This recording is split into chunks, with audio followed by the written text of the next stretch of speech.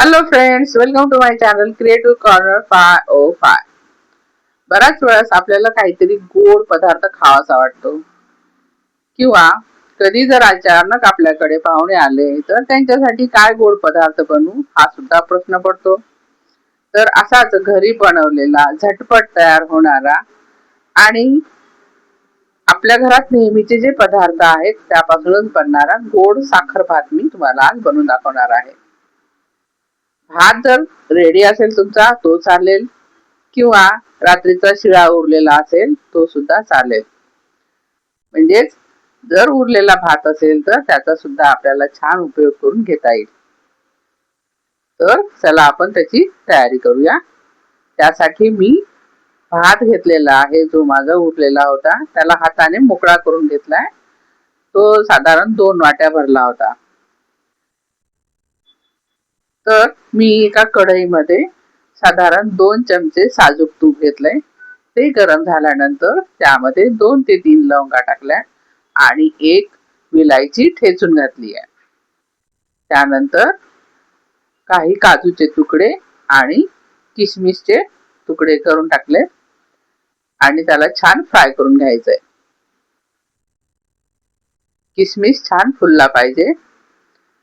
जळू देऊ नका, सगळं मंद आचेवरच भाजून घ्या. त्यानंतर एक छोटासा दालचिनीचा तुकडा टाका. मस्त सुगंध सुटणार त्याचा. हे सर्व फ्राय झाल्यानंतर आपण त्यामध्ये भात घालूया. भाताला हाताने चांगलं मोकळं करून घ्या.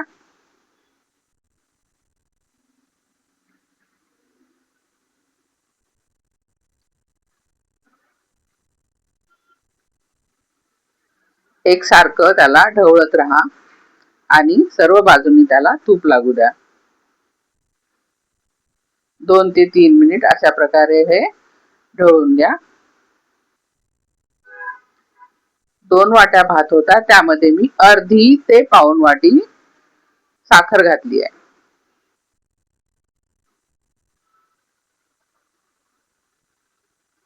सर्व छान मिक्स करून घ्या. सुरुवातीला त्याला पाणी सुटेल आणि भात थोडासा ओलसर होईल. त्यानंतर सुद्धा तुम्हाला एकसारखं ढवळत राहायचं आहे. काय मस्त सुगंध सुटला आहे. लग्नामध्ये किंवा प्रसादाचा वगैरे साखर भात करतात त्याप्रमाणे हा भात छान तयार होतो. अशा प्रकारे सतत ढवळत राहा. गॅस मीडियम ठेवा. आता त्यामध्ये तुम्ही जर तुमच्याकडे केसरच्या काड्या असेल तर त्या पाण्यामध्ये किंवा दुधामध्ये भिजत ठेवा आणि ते घाला. मी इथे खायचा रंग वापरला आहे, केशरी रंग भिजत घातला होता तो ऍड करत आहे आणि परत एकदा मिक्स करा. खूप छान कलर येतोय. अशा प्रकारे सतत ढवळत राहा. खाली बुडाला लागू देऊ नका.